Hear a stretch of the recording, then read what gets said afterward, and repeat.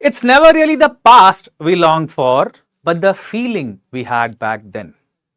मतलब असल मायने में जब भी हम किसी बीती हुई समय को याद करते हैं ना, तो हम असल में उस समय को याद नहीं करते, हमने जैसा महसूस किया उस समय को उसको हम याद करते हैं, उसके लिए हम डिजायर करते हैं।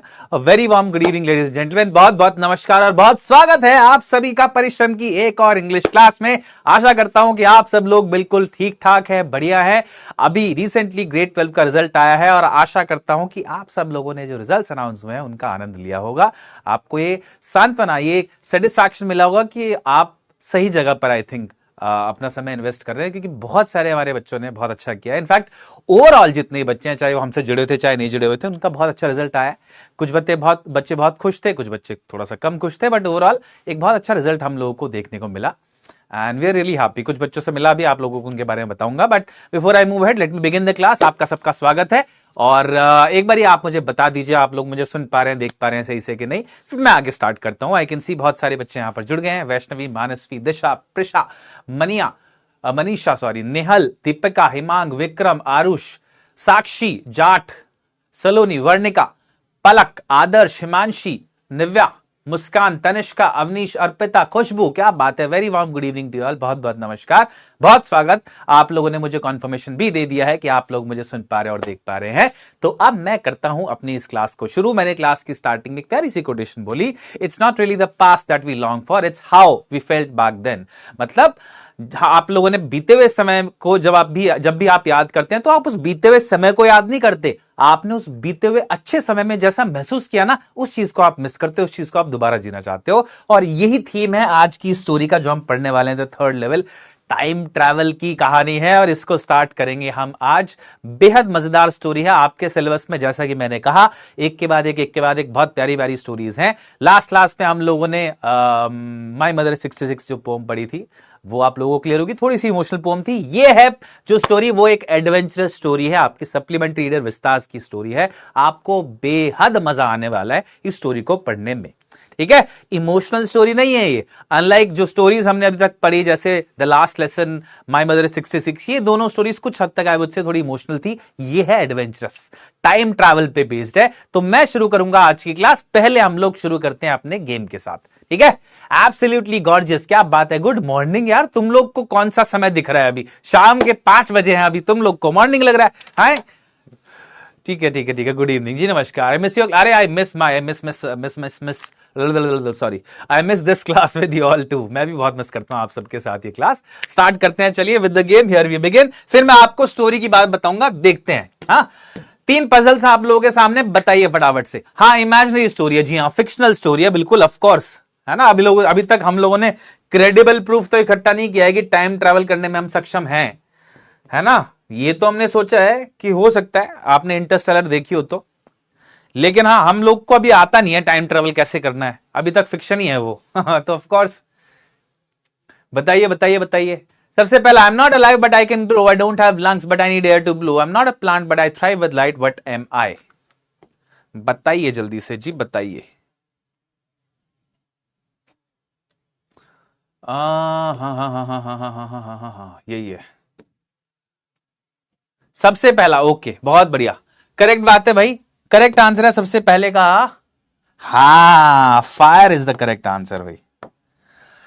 मैं अलाइव नहीं हूं लेकिन मैं ग्रो कर सकता हूं। लंग्स मेरे नहीं है लेकिन मुझे ब्लो करने के लिए, बंद करने के लिए हवा चाहिए। मैं एक प्लांट नहीं हूं बट मैं लाइट के साथ बढ़ता हूं। तो आग की बात हो रही है यहां डेफिनेटली। बलून की बात नहीं हो रही है क्योंकि I don't have lungs but I need air to blow. मुझे ब्लो करने के लिए वैसे तो बलून को भी, if you have to blow balloon, तो हाँ ठीक है, बात तो गलत नहीं है। I am not a plant but I thrive with light. पर लाइट के साथ कैसे थ्राइव करता है? लाइट के साथ बढ़ता थोड़ी है बलून, इसलिए गलत हो गया बलून वहां पर। दूसरे का बताओ। I am on a path that's not on the ground. High above, I can be found. With wings, I soar through the blue. A view of the world from a different view. What am I? बताइए, दूसरे का बताइए। देखो, मैं एक ऐसे रास्ते पे हूं जो जमीन पर नहीं है, बहुत ऊंचाई पर मुझे पाया जाता है। विद विंग्स आई सोर थ्रू द ब्लू, विंग्स के साथ मैं आकाश में उड़ता हूं। A view of the world from a different view. क्या है करेक्ट आंसर? बिल्कुल सही बात, आप में ज्यादातर बच्चे पॉइंट आउट कर रहे हैं एयरप्लेन, और वही सही जवाब है, ठीक है। एरोप्लेन गलत जवाब नहीं है, बिल्कुल डेफिनेटली सही जवाब है। कुछ बच्चे बोल रहे हैं क्लाउड, क्लाउड भी कुछ हद तक सही माना जा सकता है, वो भी मैं इनकरेक्ट नहीं बोलूंगा, इट्स ऑल्सो वैलिड। वो भी एक वैलिड आंसर बन सकता है इसका। बर्ड्स भी आप लोग कुछ बोल रहे हैं तो हाँ, बर्ड्स भी वैलिड हो सकता है ना, बर्ड भी हो सकता है इसका आंसर। आगे बढ़िए। I have keys but open no locks, I have space but no room to walk, I you can enter but you can not go outside, what am I? बताइए बताइए, जल्दी से बताइए भाई, कम ऑन। मेरे अंदर कीज है लेकिन मैं लॉक्स ओपन नहीं करता। हाँ, क्या बात यार, तुम तो बड़े इंटेलिजेंट हो यार, है ना। कीबोर्ड करेक्ट आंसर है, बिल्कुल सही। You people are very very intelligent, I must appreciate you for that. है ना, कीबोर्ड करेक्ट है, बिल्कुल सही। सही है ना, सही है, बिल्कुल आराम से आपने क्लिक कर, इसको कर लिया होगा डिकोड, आराम से समझ गए होंगे आप इसको, है ना। बहुत बढ़िया, फाइन। मूविंग ऑन, चलिए। तो तीनों आंसर्स तो आप लोगों ने सही से दे ही दिए होंगे, है ना, तीनों आप लोगों ने सही कर दिए होंगे। अब एक क्वेश्चन एमसीक्यू है, बताइए इसका भी आंसर दीजिए मुझे। यार मुझे लग रहा है मैं पीपीटी गलत तो नहीं ले आया, क्योंकि इस वाली पीपीटी में तो मैंने आज एक ही क्वेश्चन ऐड किया था, पता नहीं कैसे ये वाली पीपीटी जो है। चलो, but I think I can work with this, इसके साथ काम तो चल ही जाएगा हमारा डेफिनेटली। एनीवे, चलो। Yes, winning the award was a feather in his cap, ये वाला जो आप एक्सप्रेशन देखते हो ईडीएम, इसका आप लोगों को मीनिंग गेस करना है। बताइए। 3 on 3, ज्यादातर बच्चों के 3 में से 3 है, क्या बात है यार, वाह शाबाश। सर ये आपने 11th में कराया हुआ था? मैंने 11th में दिया था ये गेम ऑलरेडी। अच्छा, ओह, तो तुम 11th 12th दोनों में पढ़ रहे हो क्या? अच्छा, मुझे लग रहा है ये बोल रहे हो तुम कि 11th में हम लोग लास्ट ईयर पढ़ा था ये। अच्छा, फिर से पढ़ लिया, चलो कोई बात नहीं, प्रैक्टिस हो गई। अब कोई दोबारा पूछेगा तब तो तुम बिल्कुल सही सही बता दोगे एकदम से, है ना, कोई डाउट की गुंजाइश नहीं रह गई होगी। कुछ भी करके संभाल लेना होता है ना टीचर को। ओके, बताओ बताओ बताओ। ठीक है, winning the award was a feather in his cap. Feather in his cap का क्या मतलब होता है? आपको इस सेंटेंस के कॉन्टेक्स्ट से भी समझ में आ गया होगा कुछ हद तक। ट्राई करिए, बताइए answer. Feather in his cap, इसका मतलब क्या होता है? False pride, vanity, additional income, a new achievement. Correct answer है बच्चा party, option D, a new achievement. Option D is the correct answer. ठीक है, बहुत बढ़िया, वाह क्या बात है, शाबाश। चलिए, moving on to our story now. अब स्टोरी पे चलते हैं बच्चा पार्टी। स्टोरी है द थर्ड लेवल। एक बार आप लोगों को स्टैंडिंग्स दिखा देता हूं आप लोगों की। स्वाधीन, Himanshu, Sumit, Rohit, Prapti, Nikhil, Harsh, Shivang, Aishani and Rashu the legend. Top 10 को बधाई हो भाई। जो लोग बाकी कोशिश कर रहे हैं उनके लिए भी शाबाशी। मूविंग ऑन, चलिए अब अपने टॉपिक को स्टार्ट करते हैं। इसके बीच में मैंने कुछ पोल क्वेश्चंस डाले हुए हैं, तो आप चिंता नहीं करिएगा। अब हम स्टार्ट कर रहे हैं इस टॉपिक को। टॉपिक का नाम है द थर्ड लेवल, तीसरा लेवल। टॉपिक लिखा है, जो चैप्टर लिखा है जैक फिनी साहब ने। ये जो स्टोरी है ये 1950 में लिखी गई है, माइंड यू। आप लोगों को बता दूं कि ये जो स्टोरी है ये 1950 में लिखी गई है भाई। ठीक है, 1950 की कहानी है ये। और उन शुरुआती कुछ साइंटिफिक फिक्शन स्टोरीज में से है। साइंटिफिक फिक्शन समझते हो ना, साइफाई, जैसे सुपरमैन, ही मैन, आयरन मैन, जितने भी मैन आप लोगों ने पढ़े हैं, मार्वल्स की मूवी देखते हो आप, डीसी की मूवीज देखते हो, ये जितनी भी सारी मूवी जो साइफाई बेस्ड होती हैं, उन सब की ये मान सकते हो कि एक तरह से यहां से इस जगह से स्टोरीज से शुरुआत हुई थी। तो ये जो स्टोरी है ये कुछ शुरुआती साइंटिफिक फिक्शन जो स्टोरीज है उनमें से एक है, और बेस्ड है इस बात पे कि इसमें जो कैरेक्टर है, सेंट्रल कैरेक्टर जिसका नाम होता है चार्ली, वो एक ऐसी जगह पहुंच जाता है जो एग्जिस्ट नहीं करती। है ना मजेदार। तो आप लोगों ने सुना होगा न्यूयॉर्क में एक जगह है ग्रैंड सेंट्रल स्टेशन। अमेरिका में एक जगह है न्यूयॉर्क, और न्यूयॉर्क शहर के अंदर एक ग्रैंड सेंट्रल स्टेशन है जो कि बहुत ही बड़ा स्टेशन है। इतना बड़ा है कि आप हैरत मान जाएंगे जब आप उसके बारे में जानेंगे। तो उसके लिए मैं आपको एक क्लिप दिखाने वाला हूं। ये जो असली जगह है ना, ग्रैंड सेंट्रल स्टेशन, उसी के ऊपर एक फिक्शनल कहानी लिखी हुई है जैक फिनी साहब ने। ये जो जगह है ग्रैंड सेंट्रल, ये तो असली में एग्जिस्ट करती है, लेकिन जो स्टोरी है ना, ये उसी से जुड़ी हुई एक फिक्शनल कहानी बना दी है। क्या कहानी है कि इसमें जो सेंट्रल कैरेक्टर है चार्ली, वो ग्रैंड सेंट्रल, जिसमें 2 ही लेवल हैं, 2 ही फ्लोर्स हैं, जैसे ग्राउंड, उसके नीचे -1 फिर -2, ऐसे 2 ही फ्लोर है नीचे, लेकिन वो पता नहीं कैसे -3 में पहुंच जाता है। है ना इंटरेस्टिंग बात, -3 में टाइम ट्रेवल करके पहुंच जाता है। और है ना। तो इंटरेस्टिंग बात है ये, आप लोग इस कहानी में देखना क्या मजा आएगा आप लोगों को। अभी फिलहाल आप ये जानिए कि ग्रैंड सेंट्रल स्टेशन जो है न्यूयॉर्क का, वो कितना बड़ा स्टेशन है। मैं एक छोटी सी क्लिप प्ले करने वाला हूं आप लोगों के लिए, जस्ट वॉच इट आउट। देखिए आपको अंदाजा होगा कि how big railway station can be. एक बड़ा रेलवे स्टेशन कितना बड़ा हो सकता है यार, ये आपको अंदाजा लगेगा आज। ठीक है, प्लेइंग इट नाउ। क्या स्टार्ट करूं मैं? एक बारी थम्स अप दो फटाफट से। भूत नहीं नहीं नहीं यार, टाइम डकैती। हो टाइम ट्रैवल को टाइम डकैती बोल रहे हो? अच्छा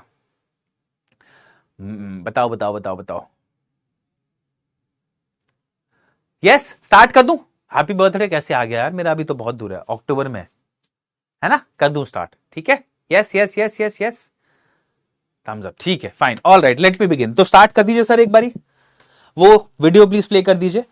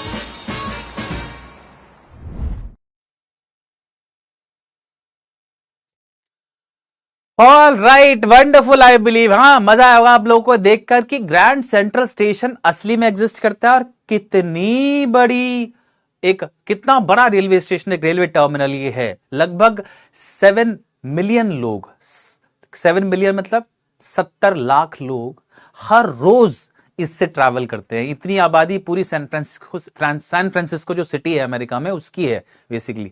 इतना समझ सकते हैं आप, है ना। कितनी बड़ी बात है। लगभग 200 बिल्डिंग्स को गिराया गया था जब इसको बनाया गया था। इतने बड़े एरिया में बना हुआ है ना। मजेदार, राइट।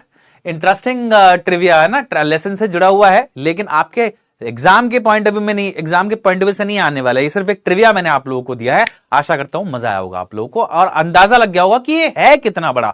और इतना बड़ा है, इससे आप ये समझोगे कि यहां पर कोई भी इंसान कभी भी खो सकता है ना। इतना बड़ा स्टेशन अगर कहीं है तो, राइट। स्टार्ट करता हूं, चलिए। आप लेसन को अब आएगा आप लोगों को मजा, क्योंकि आपको अंदाजा हो चुका है कि ग्रैंड सेंट्रल स्टेशन असली में कितना बड़ा है, कितना विशाल है। स्टोरी का जो थीम है इसमें मैंने जैसा आप लोगों को बताया, चार्ली नाम का एक कैरेक्टर होता है जो कि ग्रैंड सेंट्रल स्टेशन में जाता है, अक्सर ट्रैवल करता है वहां से और वहां पर एक तीसरे लेवल में पहुंच जाता है। असल मायने में एक और स्टोरी का बैकग्राउंड थीम है, वो बताता हूं क्या। आप लोगों को मालूम होगा कि 1914 से 1918 और 1939 से 1945 तक 2 वर्ल्ड वॉर हुए। ये कहानी 1950 के आसपास लिखी गई है। स्टोरी के अंदर जो आप टाइम देखोगे, टाइम ट्रेवल होता हुआ, वो 1950 से 1894 के आसपास होगा। आप स्टोरी में जो एक मेन क्रंच है ना, वो ये है कि दोनों वर्ल्ड वॉर के बाद क्या हुआ ना, जब 2 वर्ल्ड वॉर हो गए दुनिया के, तो जो जो कंट्रीज इसमें इन्वॉल्व हुए, वो जितने भी कंट्रीज है उनमें बहुत जान माल का नुकसान हुआ। लोग घबरा गए। इनफैक्ट कई कंट्रीज में तो जो कि डायरेक्टली इन्वॉल्व थी, उन कंट्रीज में तो ये ड्राफ्ट आता था कि जितने भी लोग हैं उन सबको नेसेसरी मैंडेटरी आर्मी सर्विस देनी है, और जो लोग देने के लिए जाते थे आर्मी सर्विस मैंडेटरी, उनमें से बहुत सारे लोग लौट के ही नहीं आते थे, जिसकी वजह से एक वाइड स्प्रेड फियर, एक डर स्प्रेड हो गया बहुत सारे लोगों में, बहुत सारी कंट्रीज के अंदर। और लोग इनसिक्योर होना शुरू हो गए, लोगों के मन में स्ट्रेस आना शुरू हो गया। क्यों? क्योंकि बहुत सारे लोग वापस ही नहीं लौट के आए। टेंशन हो गई ना भाई। सोचो वॉर क्या क्रिएट करता है माहौल। इनफैक्ट इतना ज्यादा माहौल क्रिएट हो गया, इस तरह से स्ट्रेस क्रिएट हो गया कि जो ये लोग थे ना, साइकोलॉजिस्ट और साइकाट्रिस्ट, जो मेंटल प्रॉब्लम्स को डील करते हैं लोगों की, उस प्रोफेशन एक तरह से जन्म लिया उस प्रोफेशन ने। उससे पहले प्रोफेशन की जरूरत नहीं पड़ती थी, उस साइकोलॉजिस्ट साइकाट्रिस्ट की जरूरत नहीं होती थी, लेकिन वर्ल्ड वॉर के बाद इन दोनों प्रोफेशंस की जरूरत पड़ने लगी। अब स्टोरी में जो कैरेक्टर ना, आप उसको पाओगे कि वो मॉडर्न वर्ल्ड जो है ना, जो वर्ल्ड वॉर के बाद जो मॉडर्न दुनिया है, उसके बाद लोगों के अंदर मन में जो इनसिक्योरिटी, जो स्ट्रेस होता है ना, ऐसे ही स्ट्रेस ये महसूस करता है कैरेक्टर, सेंट्रल कैरेक्टर चार्ली, और उसकी वजह से वो क्या करता है ये आप देखेंगे अभी कहानी में। स्टार्ट करें हम लोग। सर टाइम ट्रैवल पॉसिबल है? हाँ, मुझे तो लगता है पॉसिबल है, हमने बस डिकोड नहीं किया है इसको अभी। आप इंटरस्टेलर करके एक मूवी है क्रिस्टोफर नॉलन की, उसको देखिएगा, उसमें आपको अच्छे समझ में आएगी ये बात। पॉसिबिलिटी तो बताया जाता है, लेकिन it comes at a cost, ऐसा माना जाता है। नॉनदलेस स्टार्ट करें क्या स्टोरी। और आप लोगों से before I move with the story, एक क्वेश्चन है मेरा। अगर आप लोगों को मौका मिले टाइम ट्रैवल करने का, मतलब आपके पास एक ऑप्शन है कि भाई तुम टाइम ट्रैवल कर सकते हो, तो क्या तुम टाइम ट्रैवल करोगे? यस या नो? पहले तो ये बताओ। छोटा सा पोल करते हैं चलो इसके ऊपर, है ना। तो टाइम ट्रैवल करने का अगर मौका मिले तो यस या नो, और कहां पर? पास्ट में, फ्यूचर में, पास्ट में, किस जगह? पास्ट के ही करते हैं चलो, स्टोरी पास्ट के ऊपर ही बेस्ड है ना पूरी। तो अगर आपको मौका मिले टाइम ट्रैवल करने का, तो यस या नो, है ना। Thumbs up for a yes, thumbs down for a no. बताओ बताओ बताओ बताओ बताओ बताओ बताओ। मैंने ऑप्शन ए वोट करा है, मैंने वो वोट टाइप, मुझे लग रहा है मैंने गलती से ऐसा कर दिया है। और अगर करना चाहते हो, यस है अगर आपकी तरफ से, तो कहां पर? पास्ट में, किस समय पर जाना चाहते हो आप? ओगी के समय में। अच्छा, ओगी के समय में जाना चाहते हो, अच्छा ठीक है। Yes, past, my productive era. कौन से साल में, मतलब कौन से? श्री कृष्ण के दौर में। अच्छा क्या बात है, कोई बोल रहा है। और कोई? Definitely yes. यार तुम लोग को प्रेजेंट अच्छा नहीं लगता कि तुम पास्ट में जाना चाहते हो? पे नो अटेंशन टू इट। अच्छा बताओ बताओ बताओ बताओ रिजल्ट है। रिजल्ट से पहले ये क्या बात है? मेरे बचपन में, आप ऑलरेडी छोटे हो यार, इससे ज्यादा क्या बचपन में जाओगे? है मतलब क्या फर्स्ट सेकंड क्लास में? तब नारुतो के समय में। यार नारुतो तो फिक्शनल कैरेक्टर है, अभी प्रेजेंट में आया, पास्ट में कैसे जाओगे नारुतो में? तुम अलग ही ट्रैवल कर रहे हो। टाइम ट्रैवल नहीं है, फिक्शन ट्रैवल है वो। एनीवे 95% ऑफ यू से yes. Oh my goodness, dinosaurs के टाइम में, बचपन में। कॉइन, बिटकॉइन, अरे बिटकॉइन से पहले, अच्छा जाके बिटकॉइन खरीद लूंगा और फिर मैं अमीर हो जाऊंगा। अच्छा good idea, good idea. Newton के समय पे, अच्छा क्यों भाई? न्यूटन से क्या बातचीत करनी है तुम लोगों को? ग्रेविटी कैसे ढूंढी, क्यों या क्यों ढूंढी है तूने? यार पूरी फिजिक्स क्रिएट कर दी ग्रेविटी ढूंढ के। रुक तेरे को बताता हूं मैं पास्ट में आ गया, ऐसा टाइप्स। राम जी के समय में कोई बोल रहा है। शिनचैन, यार शिनचैन अगेन एक फिक्शनल कैरेक्टर है, महाभारत के समय में समझ में आता है, ठीक है। द्वापर युग में, अच्छा वाह क्या बात है यार, very inspiring and very intriguing. बड़ा इंटरेस्टिंग लग रहा है मुझे सुन के, क्या जवाब मिल रहे हैं मुझे इस बात के। अपने बचपन में, यार आप ऑलरेडी छोटे हो, इससे ज्यादा क्या बचपन में। ठीक है बहुत बढ़िया। कोई बोल रहा है एप्पल का जब पहला वर्जन आया था उस टाइम पे जाना है मेरे को। पिरामिड्स के दौर में जाना है। हाँ पिरामिड्स की मिस्ट्री है वैसे, एस डिकोड करने लायक। Good idea. चलो ठीक है, फाइन, इंटरेस्टिंग, मजा आया मुझे सुन के। मूविंग ऑन, आपने स्टोरी देख लिया, अब स्टोरी स्टार्ट करते हैं। चलिए, आप लोगों ने बेसिक आइडिया एक स्टोरी का ले लिया है, आप स्टोरी शुरू कर रहा हूं। सलाह आप लोगों को एक ये है कि आप अपनी नोटबुक, मतलब अपनी जो बुक है ना, उसको लेके बैठिएगा साथ में, और उसमें जो भी इंपॉर्टेंट चीजें हैं उनको लिखिएगा जरूर, ठीक है। अपनी बुक में जरूर मेंशन करिएगा जो भी डिफिकल्ट वर्ड्स आप लोगों को लगे। हियर आई बिगिन, मैं शुरू कर रहा हूं। चैट बॉक्स में मैं आवाज अब नहीं चाहता हूं, थोड़ा कम चाहता हूं, इसलिए I am stopping the chat. Here I stop it. Ready करते हैं, चलिए अब। हाँ, हियर आई बिगिन। तो स्टोरी अब्रप्टली स्टार्ट होती है एकदम से। देखिए ध्यान से क्या होता है। The presidents of the New York Central and the New York New Haven, the presidents of the New York Central and the New York New Haven and Hartford railroads will swear on a stack of timetables that there are only two. But I say there are three because I have been on the third level of the Grand Central Station. अब Charlie जो है ना, वो narrate कर रहा है इस कहानी को। नरेट मतलब जो कहानी सुनाता है। तो ये कहानी कौन सा कैरेक्टर सुना रहा है? चार्ली नाम का कैरेक्टर, जो स्टोरी का सेंट्रल कैरेक्टर भी है। वो बोलता है कि जो न्यूयॉर्क सेंट्रल, ये भी एक रेलवे स्टेशन है, ये New Haven, New Hart Road railway station, ये सब रेलवे स्टेशन के नाम है। तो बोलता है चार्ली कि इन सब रेलवे स्टेशन के जो प्रेसिडेंट्स हैं ना, वो विल स्वेर मतलब होता है कसम खाना, वो कसम तक खा लेंगे ऑन अ स्टैक मतलब पाइल, ढेर, स्टैक मतलब पाइल, ढेर, ठीक है। On a stack of time tables, की ये प्रेसिडेंट जो है इन सारे रेलवे स्टेशन के, वो बहुत एक टाइम टेबल जो होता है ना, रेलवे स्टेशन, रेलवे में जो ट्रेन होती हैं, वो एक सर्टेन टाइम टेबल को, शेड्यूल को फॉलो करती है ना।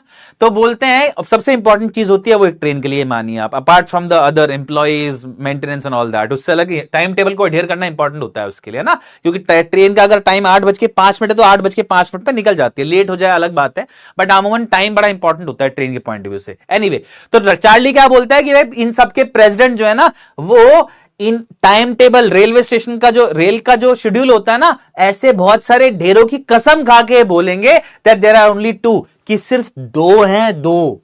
क्या, किस चीज की बात हो रही है यहां, आपको बता देता अगली लाइन में। बट आई से देयर आर थ्री, लेकिन मैं बोलता हूं कि तीन है। क्या? Because I have been on the third level of the Grand Central station. तो बोलता है लेकिन मैं बोलता हूं तीन है क्योंकि मैं थर्ड लेवल पे गया हूं ग्रैंड सेंट्रल के, यानी कि वो यहां पर बात कर रहा है लेवल्स की। द थर्ड लेवल जो आपकी स्टोरी का टाइटल है, मैं आपको ऑलरेडी समझा चुका हूं। आप ये माने कि ग्राउंड फ्लोर है इस स्टेशन का, ये -1 हो गया, ये -2 हो गया, 2। ये तो एग्जिस्ट करते हैं असल में ग्रैंड सेंट्रल पे, लेकिन चार्ली का कहना यह है कि एक -3 भी एग्जिस्ट करता है भाई, थर्ड लेवल भी एग्जिस्ट करता है, जिसपे इकलौता चार्ली गया है, बस Charlie.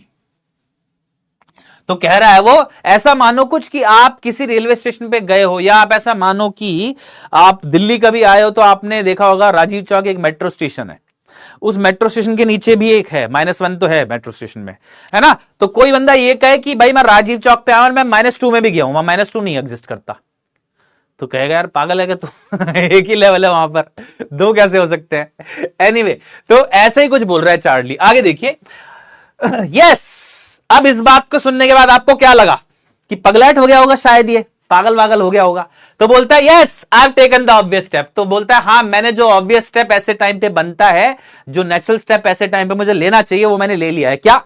I talk to a psychiatrist friend of mine, मैंने अपने एक साइकाट्रिस्ट दोस्त से बात कर ली है। आप लोग भी बोलने वाले होंगे कि शायद पागल हो गया है तू, तो इसने पहले ही बोल दिया कि नहीं ठीक है, मैं साइकाट्रिस्ट दोस्त के पास जा चुका हूं। अपने साइकाट्रिस्ट कौन होता है? एक ऐसा इंसान जो कि मेंटल प्रॉब्लम्स को डील करे, लोगों की मेंटल प्रॉब्लम्स को सुने और उनको एक तरह से उसमें हेल्प करे बेसिकली, ठीक है। ओके, अमंग अदर्स, बाकी लोगों को, मतलब एक साइकाट्रिस्ट फ्रेंड ऑफ माइंड से मैं मिला, अमंग अदर्स और भी बहुत सारे लोगों से मिला। I told him about the third level at Grand Central Station and he said it was a waking dream wish fulfillment. मैंने उसको बताया कि भाई ग्रैंड सेंट्रल स्टेशन पे तो 3 लेवल्स हैं, तो उसने बोला तुमको वेकिंग ड्रीम विश फुलफिलमेंट है। He said I was unhappy, और यह भी बोला कि मैं नाखुश हूं। अब ये वेकिंग ड्रीम विश फुलफिलमेंट क्या होता है?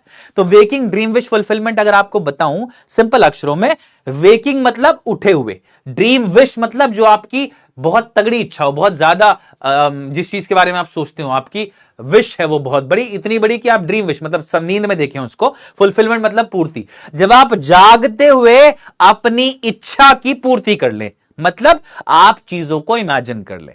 कोई ऐसी चीज है जिसको आप बहुत चाहते हैं और आप उस चीज को इमेजिन कर लो कि यार ये असली में एग्जिस्ट करती है, ठीक है, तो imagining things that do not really exist is basically waking dream wish fulfilment. दूसरा नाम आप इसको डे ड्रीमिंग भी बोल सकते हो। ठीक है, डे ड्रीमिंग यानी कि होश हवास में उठते उबाते जब आप चीजों को इमेजिन कर लें, इसको बोला जाता है डे ड्रीमिंग। बहुत सारे लोग करते हैं, फैंटेसाइज करना चीजों को, है ना। ठीक है, समझ में आई? आई होप ये बात आप लोगों को। अब तो इसके साइकियाट्रिस्ट ने क्या डायग्नोस की इसकी बीमारी की? भाई तेरे को वेकिंग ड्रीम विश फुलफिलमेंट है, तू होश हवास में बैठे हुआते भी तू चीजों को इमेजिन करता है और कोई दिक्कत नहीं है तेरे साथ। और ये भी बोला कि आई वॉज अनहैप्पी, कि मैं नाखुश हूं। अब जैसे ही इसको बोला नाखुश है, तो देखो क्या होता है। That made my wife kind of mad.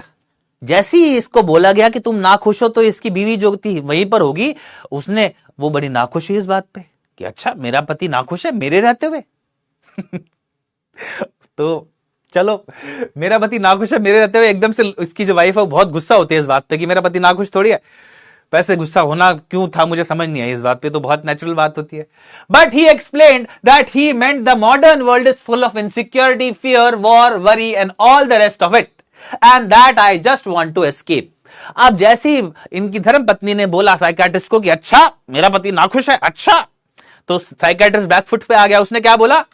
But he explained, उसने एक्सप्लेन किया दैट ही मेंट, कि उसका मतलब है कि ये जो मॉडर्न वर्ल्ड है ये फुल ऑफ है इनसिक्योरिटी। इनसिक्योरिटी मतलब होता है असुरक्षा। जब आपके मन के अंदर, जब आपके अंदर एक सेंस ऑफ कॉन्फिडेंस खत्म हो जाए, जब आपको हर वक्त डर सा लगता रहे, जब आपको लगे कि यार कुछ गलत हो जाएगा, ऐसा कुछ, ठीक है, इसको बोलते हैं सेंस ऑफ इनसिक्योरिटी, असुरक्षा। जब आप बिल्कुल कंफर्टेबल महसूस ना करें, सेफ महसूस ना करें, ठीक है। तो बोला साइकियाट्रिस्ट ने समझाने की कोशिश करी इनकी बीवी को कि आपके जो पति हैं ये नाखुश इसलिए हैं कि ये जो मॉडर्न वर्ल्ड है इसमें बड़ी इनसिक्योरिटी है, असुरक्षा है, फियर है, डर है, वॉर है यानी कि जंग है, वरी है, वरी यानी कि चिंता है, and all the rest of it, और ऐसी और भी बहुत सारी चीजें हैं।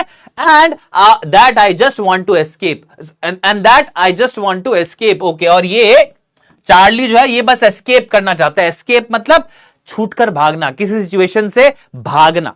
एस्केप किस चीज से करना चाहता है? जो रियलिटी में चल रहा है उस सब से, ठीक है। एस्केप मतलब बचना, किसी चीज से बचकर निकलना। Okay, well who doesn't. अब चार्ली बोलता है कौन नहीं चाहता ऐसा, कौन नहीं एस्केप करना चाहता? Everybody I know wants to escape. हर एक इंसान जिसको मैं जानता हूं वो एस्केप करना चाहता है, बचना चाहता है, but they don't wander down into any third level at Grand Central station. लेकिन इसका मतलब ये थोड़ी है कि वो घूमते घूमते ग्रैंड सेंट्रल के किसी थर्ड लेवल पे पहुंच जाएं। हर एक आदमी एस्केप करना चाहता है, लेकिन ये थोड़ी होता है उनके साथ। वॉन्डर डाउन मतलब रोम करना, ठीक है, रोम अबाउट, टहलना, ठीक है, टहलते टहलते कहीं पहुंच जाना। तो बोला है कि वो आई वांट्स टू, मतलब everybody I know wants to escape. हर एक इंसान जिसको मैं जानता हूं वो एस्केप करना चाहता है, but they don't wander down into any third level. लेकिन वो घूमते घामते किसी थर्ड लेवल पे नहीं पहुंच जाते हैं, थर्ड ग्रैंड सेंट्रल के, है ना। ये क्या बात हुई यार, एस्केप करना चाहता है तो थर्ड लेवल पे पहुंच गया, ये तो कोई बात नहीं हुई। ये आर्ग्यूमेंट देता है चार्ली। समझ में आया कि आप लोगों को? यहां तक एक बार मुझे बताओ, क्या पल्स है, जानना चाहता हूं मैं आप लोगों की। हाँ, एक बारी बताइए मुझे, बताओ बताओ बताओ बताओ, समझ में आ रहा है क्या चल रहा है स्टोरी में? Yes yes yes yes yes yes, ठीक है, बढ़िया है ना। Okay, wonderful. चलिए अब आगे के मजे लेते हैं, स्टोरी आगे चलेगी, अब देखना। Here we begin. But that's the reason, he said, and my friends all agreed. लेकिन जो साइकियाट्रिस्ट है उसके बारे में बोलता है चार्ली की that's the reason he said, मेरे साइकियाट्रिस्ट ने बोला कि यही रीजन है, तुम एस्केप करना चाहते हो, यही रीजन है। And my friends all agreed, और मेरे जितने भी दोस्त थे उन सब ने अग्री किया, उन्होंने सहमति जताई कि हाँ सही बोल रहा है साइकियाट्रिस्ट, तुम एस्केप भी करना चाहते हो। Everything points to it, they claimed. हर चीज इसी दिशा की तरफ इशारा कर रही है। पॉइंट्स मतलब इशारा करना। बोलता है चार्ली कि हर चीज, उन सब मेरे दोस्तों ने क्लेम किया, क्लेम मतलब दावा करना। मेरे सब दोस्तों ने यह बोला कि हर एक चीज इसी चीज की तरफ पॉइंट कर रही है, इशारा कर रही है कि तुम एस्केपिस्ट हो। कैसे? देखो, माई स्टैम्प कलेक्शन, कौन सी बात? और उदाहरण के लिए एक और चीज, ये प्रूफ करने के लिए चार्ली एस्केपिस्ट है, वो एस्केप करता है रियलिटी से, बचना चाहता है रियलिटी में जो चल रहा है उससे। कैसे? बोलता है माई stamp collecting for example that's a temporary refuge from reality.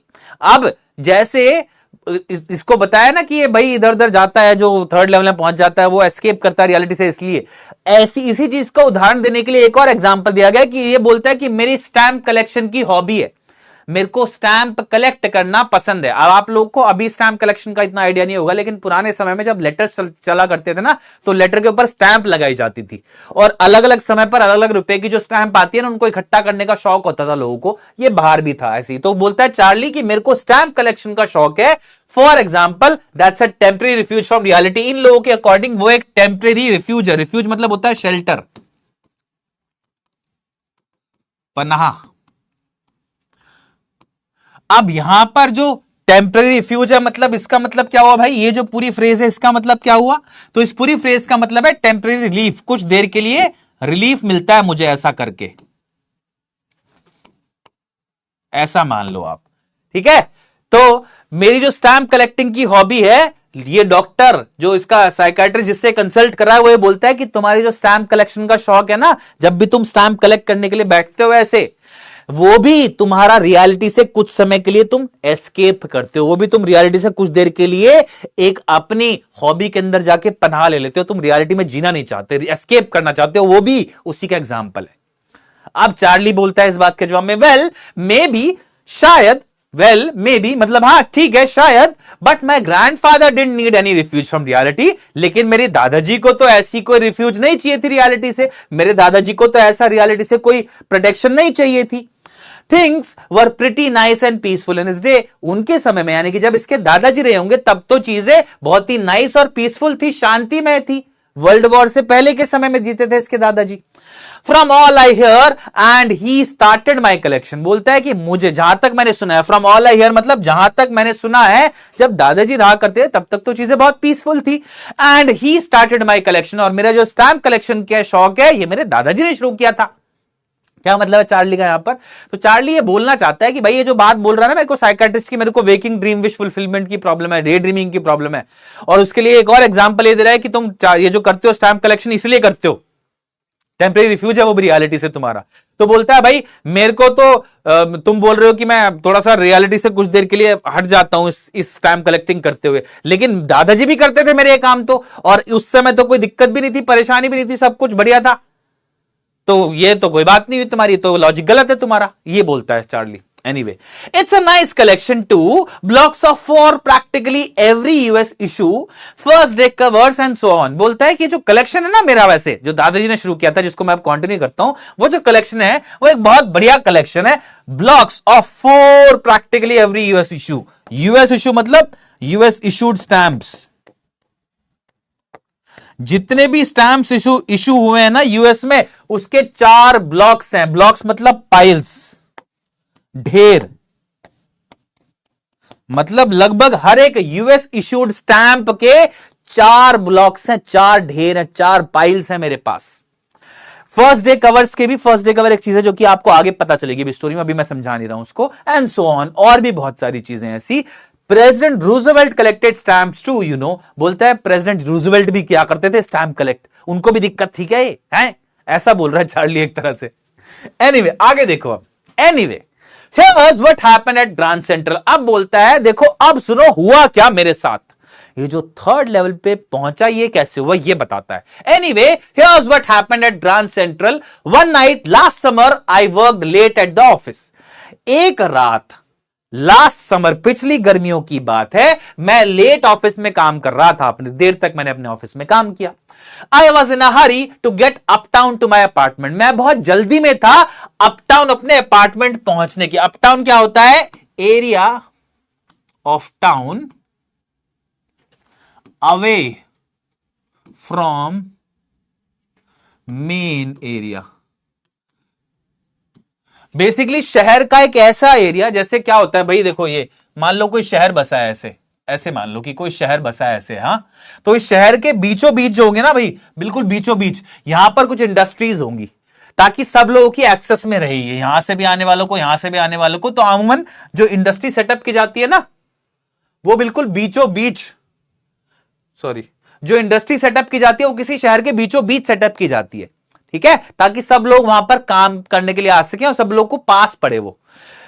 ऐसे ही घर जो बनाए जाते हैं वो शहर के यूजुअली कॉर्नर पे बनाए जाते हैं, आउटस्कर्ट्स पे, जिसको आप अपटाउन बोलते हैं। बेसिकली ये कॉन्सेप्ट अंग्रेजों के यहां पर ज्यादा पॉपुलर है, बट एनी विच वे जहां पर भी शहर बसाया जाता है ऐसे ही होता है। तो अपटाउन होता है ये जो कॉर्नर वाली जगह है ना, ये वाली जगह, इनको अपटाउन बोलते हैं आप। क्यों? क्योंकि ये शहर का जो मेन एरिया है, जो मेन इंडस्ट्रीज है, उससे थोड़ा सा दूर होती है, जहां पर सब लोग रहते हैं। तो बोलता है कि आई वॉज इन अ हरी, मैं जल्दी में था थोड़ा सा, मैं थोड़ा सा, हरी मतलब जल्दबाजी या जल्दी में, मैं थोड़ा जल्दी में था to get uptown to my apartment, ताकि मैं अपने अपार्टमेंट, अपने घर पहुंच सकूं, जो कि अपटाउन है, मतलब शहर का जो मेन एरिया उससे थोड़ा सा दूर है, आउटस्कर्ट्स पे है। So I decided to take the subway from Grand Central because it's faster than the bus. तो मैं बोलता है मैंने डिसाइड किया क्या, कि मैं एक सबवे ले लेता हूं। सबवे मतलब क्या होता है भाई? अंडरग्राउंड ट्रेन, जैसे मेट्रो है ना हमारे यहां पर, ऐसे बेसिकली। तो बोलता है मैंने डिसाइड किया कि मैं मेट्रो ले लेता हूं from Grand Central because it's faster than the बस, क्योंकि वो बस से तेज पहुंचा देती है ना। यहां पर सबवे का मतलब क्या है? जो जमीन से नीचे हो, बेसिकली ऊपर जमीन जो है उसके नीचे जाके, जैसे मेट्रो यूजुअली आप जाते हो ऐसे, है ना, अंडरग्राउंड ही है मेट्रो भी।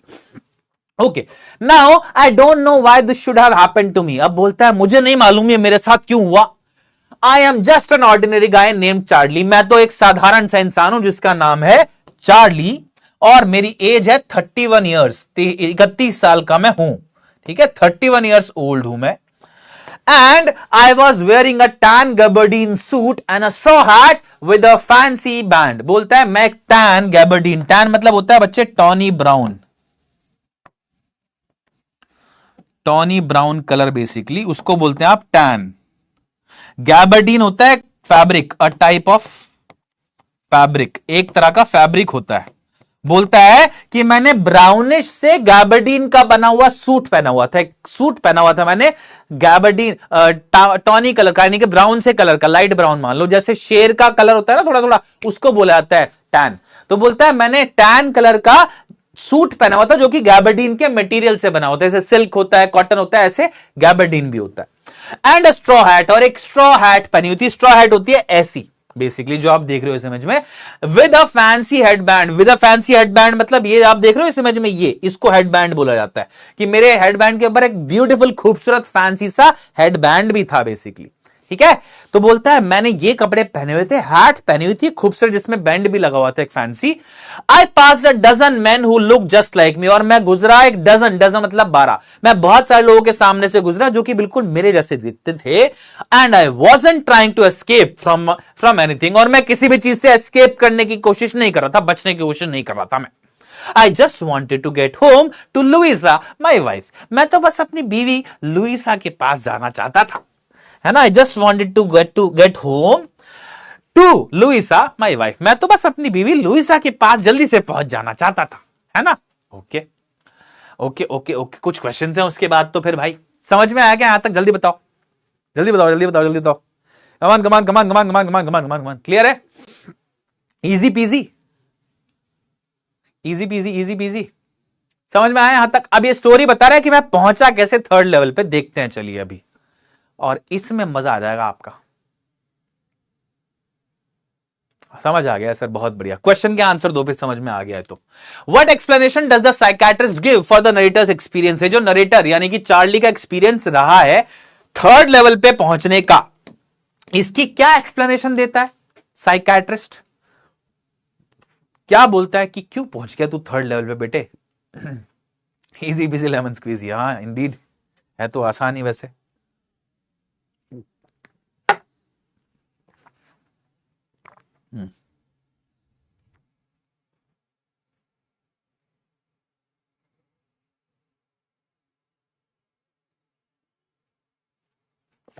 करेक्ट आंसर, बिल्कुल सिंपल।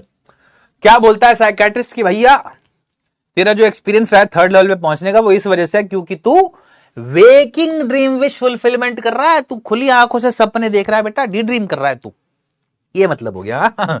ऑप्शन बी बिल्कुल सही जवाब, 84% of you got it right. आगे चलते हैं। What hobby does the narrator mention as being seen as a temporary refuge from reality? कौन सी हॉबी को ये नरेटर बोलता है कि ये इसको ऐसे देखा जा रहा है, मेरा साइकियाट्रिस्ट इसके लिए बोल रहा है कि ये टेम्परेरी रिफ्यूज है रियलिटी से, कुछ समय के लिए मैं रियलिटी से बच के निकलता हूं, जो टेम्परेरी रिलीफ मानता हूं रियलिटी से, वो है ये। बताओ बताओ बताओ बताओ, फटाफट से बताओ। आज मेरा फर्स्ट क्लास है तो वेलकम सर, बहुत बहुत स्वागत है आप लोगों का। आपका आज पहली क्लास में आनंद लीजिए। आपकी स्टार, कमाल की बात है, आपकी एंट्री क्या हुई इस बैच में, देख लो कितना बढ़िया लेसन हम पढ़ रहे हैं आज। एक बहुत ही इंटरेस्टिंग लेसन हम पढ़ रहे हैं आज। Okay, moving on. चलिए, क्या आंसर है इसका बताओ फटाफट से। किस चीज के लिए बोला नरेटर की उसको ऐसा बोला गया कि मेरी टेम्परेरी फ्यूज है रियलिटी से वो? बिल्कुल simple, correct answer is option B again, stamp collecting. Stamp collection का जो शौक है मेरा, जिसको बाय द वे फिलैटली बोला जाता है, ये बोलते हैं उसको, ठीक है। इसके लिए स्टैम्प कलेक्शन की जो हॉबी है उसके लिए एक वर्ड भी है फिलैटली, ये याद कर सकते हो आप चाहो तो, ठीक है। 94 nearly 95% of you got it right. आगे चलते हैं। चलिए, why does Charlie mention President Roosevelt in relation to his hobby? Charlie President Roosevelt का नाम क्यों लेता है अपनी हॉबी से जुड़ी हुई बात पे? जब वो उसकी हॉबी की बात आई तो प्रेसिडेंट रूजवेल्ट का नाम क्यों लेता है वो, क्या कारण है? Sir, what clothes he was wearing? तो एक टैन गैबर्डीन सूट पहना हुआ था उसने, और एक स्ट्रॉ हैट पहनी हुई थी जिसपे खूबसूरत सा हेडबैंड भी बना हुआ था। ये क्लोथ्स थे उसके। It seems more of a horror than fictional. अच्छा, नहीं नहीं नहीं, अभी मजा आएगा आप लोगों को देखना। हॉरर तो नहीं है ये, लेकिन है इंटरेस्टिंग, अभी देखना।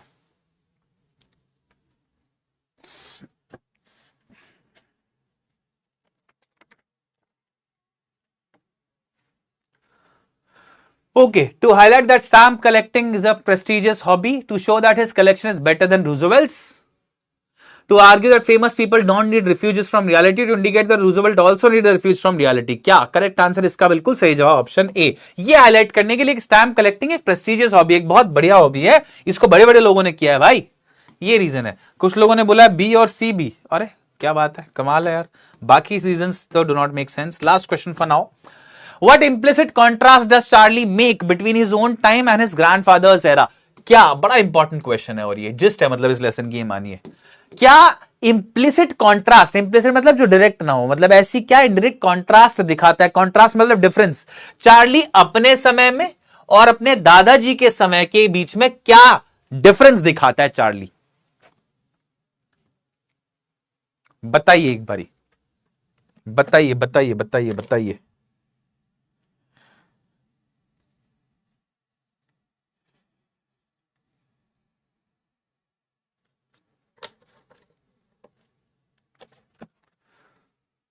इंप्लिसिट मतलब जो डायरेक्ट ना हो, जो कि सीधा ना बोला गया हो लेकिन क्लियर हो। जब बोला जाता है तो समझ में आ जाता है कि हाँ भाई ये बात सीधी सीधी नहीं बोली है, लेकिन हाँ ये रेफरेंस इंप्लाई किया है, ये इंप्लाई करना मतलब, ठीक है। करेक्ट आंसर क्या है भाई? और contrast between technological advancement, contrast between peace in the past and turmoil in the present, contrast between financial prosperity, between family bonds. हाँ, करेक्ट आंसर ऑप्शन बी।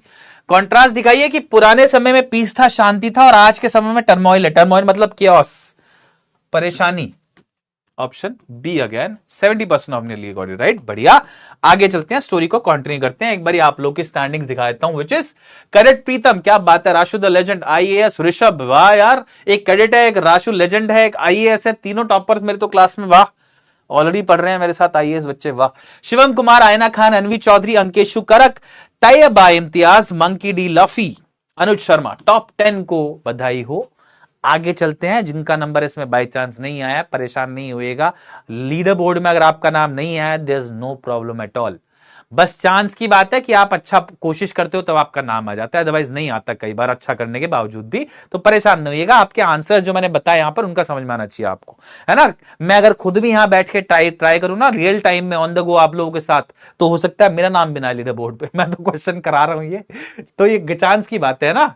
आगे चलते हैं। चलिए अब ध्यान से स्टोरी को देखिए। अब आ रहा है स्टोरी का क्रंच वाला पार्ट, जहां पर आपको पता लगेगा पहुंचता कैसे। देखो, I turn into Grand Central from Vanderbilt Avenue. बोलता है कि मैं ग्रैंड सेंट्रल स्टेशन में मुड़ा, टर्न किया मैंने वेंडरबिल्ट एवेन्यू से। एवेन्यू का मतलब होता है स्ट्रीट, वेंडरबिल्ट एक गली का नाम है, उस गली से मैं मुड़ा ग्रैंड सेंट्रल के अंदर, and went down the steps to the first level. और मैं जब वेंडरबिल्ट एवेन्यू, ये वेंडरबिल्ट एवेन्यू गली है मान लो, इससे मैं यहां पहुंचा, हाँ इससे मैं यहां पर पहुंचा, इसके अंदर ग्रैंड सेंट्रल के अंदर, ठीक है।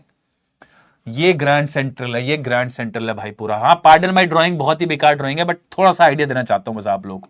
ये ग्रैंड सेंट्रल स्टेशन है।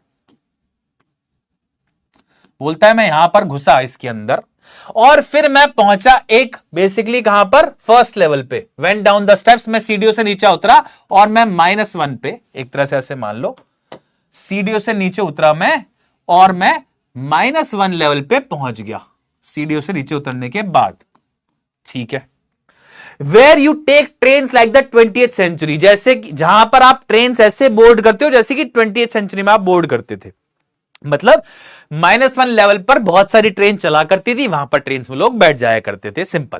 Okay, then I walk down another flight to the second level. बोलता है फिर मैं उसके बाद कुछ सीढ़ियां और उतरा और फिर मैं पहुंच गया सेकेंड लेवल पे। ठीक है, क्या बोलता है देखो, then I walk down another flight, flight मतलब होता है सेट ऑफ स्टेयर्स। बोलता है उसके बाद में कुछ और सीढ़ियां और उतरा टू द सेकेंड लेवल और मैं पहुंच गया कहां पर, -2 पे। Where the suburban trains leave from, जहां पर suburban trains, अर्बन मतलब होता है शहर, suburban मतलब आधा अधूरा, जैसे मतलब suburban मतलब ऐसा मान लो कि वो वाली ट्रेन जो कि सब अर्ब्स बोला जाता है यूएस में या जो भी बाहर की कंट्रीज में सबअर्ब्स बोलते हैं बेसिकली। ठीक है, तो जो कि शहर और गांव का कुछ मिक्सचर ऐसा मान लो बेसिकली। तो बोलता है जहां से ऐसी ट्रेन निकलती हैं जो सबअर्ब्स ट्रेन है ना, वो -2 से निकलती थी। देन उसके बाद क्या बोलता है, ध्यान से समझना, ducked into an arched doorway. Ducked मतलब बेंड डाउन, झुकना। बोलता है उसके बाद मैं झुका, उसके बाद मैं झुका थोड़ा सा एक आर्क्ड डोरवे। आर्क्ड डोरवे क्या होता है भाई, तो ये होता है, ये इसको आप आर्क्ड डोरवे बोलते हैं। एक ऐसा दरवाजा जिसपे ऐसा एक आर्क हो ऊपर, इसको आर्क डोरवे बोलता है। कह रहा फिर उसके बाद जब दूसरा लेवल आ गया ना, तो मैं थोड़ा आगे बढ़ा और मैं ऐसे झुक के एक आर्क्ड डोरवे से गुजरा, हेडिंग फॉर द सबवे। और मैं, जो कि एक ऐसा डोरवे था जो कि सबवे के लिए हेड करता है, यानी कि जा रहा था सबवे की तरफ। एंड गॉट लॉस्ट, और इसके बाद मैं खो गया, इसके बाद मैं रल गया, मुझे नहीं पता कहां चला गया मैं। दैट्स इजी टू डू, ये कहता है ये अक्सर हो जाता है, मतलब ये बड़ा आराम से हो सकता है काम। क्यों? क्योंकि ग्रैंड सेंट्रल आपको दिखाया ना मैंने कितना बड़ा है शुरुआत में। Okay, I have been in and out of Grand Central hundreds of times. बोलता है मैं ग्रैंड सेंट्रल में अंदर और बाहर सोइयों बार आया गया हूं, but I am always bumping into new doorways and stairs and corridors. लेकिन मैं, बंपिंग इनटू होता है बच्चा, बंपिंग का मतलब होता है मीट बाय चांस। बोलता है लेकिन कि मैं, यहां पर क्या मतलब हो गया, यहां पर है मतलब है फाइंड। बोलता है लेकिन मुझे हर बारी, मैं कईयों बार मतलब वहां पर गया हूं, आया गया हूं ग्रैंड सेंट्रल स्टेशन में, लेकिन हमेशा मुझे कुछ नए डोरवेज, कुछ नई सीढ़ियां, कुछ नए कॉरिडोर्स मिलते रहते हैं। यानी कि बोलता है वहां पर, क्योंकि बहुत बड़ा है ग्रैंड सेंट्रल, इसलिए मुझे कुछ नई नई चीजें मिलती रहती हैं वहां पर। Okay, Once I got into a tunnel about a mile long and came out in the lobby of the Roosevelt Hotel. बोलता है एक बारी मैं एक टनल में, टनल मतलब क्या होता है, सुरंग, सुरंग बोल दें इसको, या एक अंडरग्राउंड जो मेट्रो का रास्ता होता है ना, भूमिगत पारपथ जिसको बोलते हैं आप हिंदी में, है ना। तो या ये बेसिकली ऐसे देख लो, जो पहाड़ के बीच में से टनल नहीं बनी होती, टनल तो आप लोगों को पता है ना, अटल टनल जैसे मान लो। तो बोलता है एक बारी मैं एक टनल में चला गया था जो कि 1 मील लंबी थी, और जब मैं बाहर निकला उससे, तो मैं रूजवेल्ट होटल की लॉबी में निकला वहां से बाहर। अच्छा, यानी कि कुल मिला के ये बोलना चाह रहे हैं कि ग्रैंड सेंट्रल स्टेशन जो है ना, वो जमीन के नीचे होगा। एक तो अंडरग्राउंड रेलवे स्टेशन है ये, तो जमीन के नीचे जो इसका रास्ते बने हुए ना, पता नहीं कहां कहां पूरे न्यूयॉर्क में फैले हुए हैं, वो कहीं भी निकल जाते हैं उनसे। Another time I came up in an office building on 46th street 3 blocks away. बोलते हैं एक बारी और क्या हुआ मेरे साथ कि मैं एक ऑफिस बिल्डिंग में पहुंचा, ग्रैंड सेंट्रल स्टेशन से रास्ता जा रहा था, उससे मैं एक ऑफिस बिल्डिंग में पहुंचा जो कि 46 स्ट्रीट पे थी, 3 blocks दूर। 3 blocks दूर मतलब कमाल है। तो मैं कहता कहीं भी निकल जाता हूं मैं, मतलब बड़ा, बहुत सारे रास्ते हैं ग्रैंड सेंट्रल के अंदर जो पूरी शहर में जगह जगह कहीं कहीं निकल जाते हैं। ओके, आगे देखिए। Sometimes I think Grand Central is growing like a tree. बोलता है कभी कभी तो मुझे ऐसा लगता है कि ग्रैंड सेंट्रल एक पेड़ की तरह ऐसे ऐसे ऐसे ग्रो कर रहा है। ये जो रेलवे स्टेशन है, ये एक पेड़ की तरह ऐसे ऐसे ग्रो कर रहा है, pushing out new corridors and staircases like roots. कैसे? जैसे कि एक पेड़ की जड़ें, इसको, इस पेड़ का जो ऊपर वाला पोर्शन है उसको ना सोच के, जो जड़ें होती है ना इसकी, इसको इमेजिन करना। जैसे जड़ें बढ़ती रहती है ना, कहीं को भी ऐसे चली जाती हैं, कहीं को भी। तो बोल रहा है कि मुझे ऐसा लगता है कि जैसे पेड़ की जड़ें बढ़ जाती है ना, खुद ब खुद कहीं को भी निकल जाती हैं, ऐसे ही ग्रैंड सेंट्रल जो है ना, उसके अंदर से बहुत सारे कॉरिडोर्स और स्टेयरकेसेस खुद ब खुद निकल जाते हैं। अब ये थोड़ा बड़ा चढ़ा के बोल दी इसने बात, कुल मिला के बोल रहा है कि ग्रैंड सेंट्रल जो है ना वो इतना बड़ा है, उसके इतने सारे रास्ते हैं, टनल्स हैं पूरे शहर में कि कहीं भी कुछ भी हो जाता है। मुझे कभी कभी तो लगता है कि ग्रैंड सेंट्रल एक पेड़ की तरह जो कि जिसकी जड़ें कहीं को भी निकल रही हैं पूरे शहर में। ठीक है, there is probably a long tunnel that nobody knows about feeling its way under the city right now. बोलता है शायद एक ऐसी टनल, एक ऐसी सुरंग है पूरे शहर के नीचे जिसके बारे में किसी को पता नहीं है, feeling its way under the city, जो कि शहर के नीचे से गुजर रही है राइट नाउ अभी, on its way to Time Square, और लीड करती है शायद टाइम स्क्वायर पे, and maybe another to Central Park, और शायद दूसरी सेंट्रल पार्क। ये दोनों ही जगह है न्यूयॉर्क के अंदर। ठीक है, बोलता है कि शायद सुरंगें जो है ना खुद ब खुद बन जाती हैं इसके नीचे से। अजीबोगरीब बात कर रहा है ये। ठीक है, आगे देखो अब। And may be because for so many people through the years Grand Central has been an exit, a way of escape, ये बड़ी इंपॉर्टेंट लाइन है। और because for so many people through the years मतलब बहुत सारे लोगों के लिए कई सालों से, थ्रू द इयर्स मतलब कई सालों से, बहुत सारे लोगों के लिए कई सालों से Grand Central has been an exit. Grand Central एक एग्जिट है, एक वे ऑफ एस्केप है। ग्रैंड सेंट्रल बाहर निकलने का रास्ता है, एक एस्केप मतलब बचने का रास्ता है। May be that's how the tunnel I got into, शायद इसलिए मैं एक टनल में चला गया था। यानी कि ये रियलिटी से एस्केप तो करता है, इसने एक्नॉलेज कर लिया यहां पर खुद, एस्केप करने का तरीका तो है, और शायद इसलिए मैं उस टनल में पहुंच गया।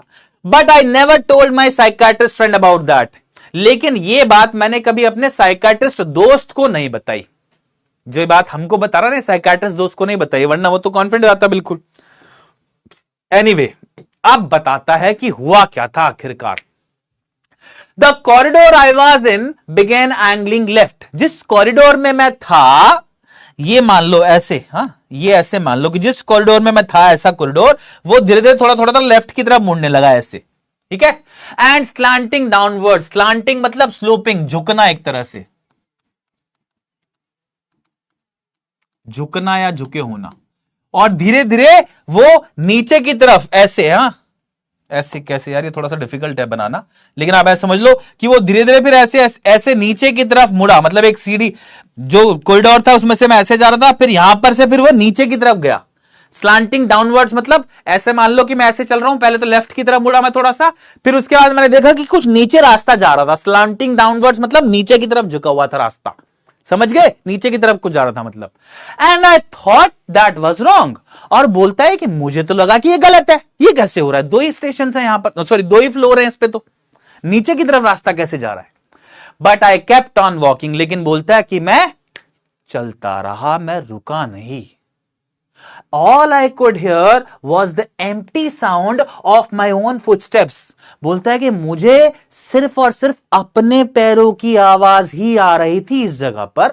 And I didn't pass a soul, और मैं एक भी इंसान से नहीं टकराया। सोल का मतलब है person, I didn't pass a person, मैं यहां पर किसी भी इंसान से नहीं टकराया, अकेला चल रहा था बिल्कुल मैं। Then I heard that sort of hollow roar ahead, that means open space and people talking.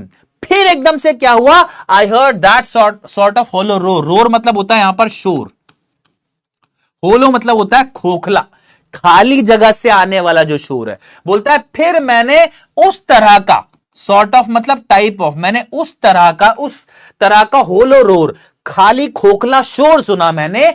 ahead आगे, दैट मीन्स ओपन स्पेस, जिसका मतलब होता है खाली जगह, एंड पीपल टॉकिंग, और लोगों के बात करना। बोलता है मैं चलता रहा अकेले अकेले अकेले अकेले अकेले अकेले, एक भी आदमी नहीं दिखा मेरे को। फिर जैसे ही मैं थोड़ा आगे बढ़ा तो मुझे एक शोर सुनाई दिया, कुछ ऐसा शोर जिसका मतलब होता है बहुत सारा खुला स्पेस, और खुले स्पेस में बात कर रहे हो लोग, ऐसा शोर सुनाई दिया मुझे। The tunnel turn sharp left, एकदम से टनल बिल्कुल पूरी लेफ्ट मुड़ गई, ऐसे लेफ्ट मुड़ गई पूरी। शार्प लेफ्ट का मतलब बल्कि ऐसा होता है जैसे आप ऐसे जा रहे हो ऐसे, और ऐसे मुड़ जाना, बेसिकली ये शार्प लेफ्ट है। हाँ, ये जो होता है ना, ये जो ऐसे आप मुड़े, इसको आप शार्प लेफ्ट बोलते हो। I went down a short flight of stairs and came out on the third level at Grand Central Station.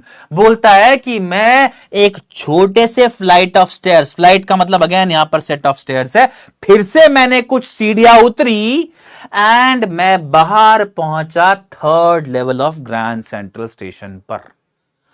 कमाल है यार, बड़ी अजीब जगह से उतरते उतरते घूमते घामते थर्ड लेवल पे पहुंच गया. For just a moment I thought I was back on the second level. बोलते हैं एक क्षण के लिए मुझे ऐसा लगा कि मैं वापस आ गया हूं सेकंड लेवल पे, but I saw the room was smaller. लेकिन बोलता है जो वहां पर रूम था वो छोटा था. There were fewer ticket windows. वहां पर टिकट विंडोज जो थी वो कम थी, एंड ट्रेन गेट्स, और जो ट्रेन गेट्स थे वो भी कम थे. And the information booth in the center was wood and old looking. बोलता है और जो इंफॉर्मेशन सेंटर था, इंफॉर्मेशन सेंटर मतलब जहां पर आप जाके पूछताछ करते हो, वो जो पूछताछ करने वाला बूथ था वो बीच में था, वो वुड का बना हुआ था और ओल्ड दिख रहा था. वुड का बना हुआ था और ओल्ड दिख रहा था. And the man in the booth wore a green eyeshade and long black sleeve protectors. और जो इस बूथ के अंदर इंसान था वो ग्रीन आई शेड पहन रहा था बेसिकली, और लॉन्ग ब्लैक स्लीव प्रोटेक्टर्स, और ऐसे बड़े बड़े स्लीव प्रोटेक्टर्स पहन रहा था. इसको बोलते हैं स्लीव प्रोटेक्टर्स. ये है बच्चा पार्टी स्लीव प्रोटेक्टर्स. बोलता है जो आदमी था वो ग्रीन आई शेड पहना हुआ था उसने, और लॉन्ग ब्लैक स्लीव प्रोटेक्टर्स पहने हुए थे. पुराना फैशन है ये. The lights were dim. Light जो थी वो बहुत ही डल थी, डल डिम थी. एंड सॉर्ट ऑफ फ्लिकरिंग, और कुछ हद तक फ्लिकर कर रही थी. फ्लिकर करना मतलब टिमटिमाना, मतलब कभी कम हो जाना कभी ज्यादा हो जाना. ऐसे नहीं कांस्टेंट लाइट नहीं, ऐसे ऐसे ऐसे ऐसे होती रहती है. जो कब होती है वो. Then I saw why. तब मुझे पता चला क्यों हो रही थी ऐसे light flicker. They were open flame gas lights. ये जो थी वो ओपन फ्लेम गैस लाइट थी. ओपन फ्लेम गैस लाइट मतलब कुछ कुछ ऐसे वाली gas lights.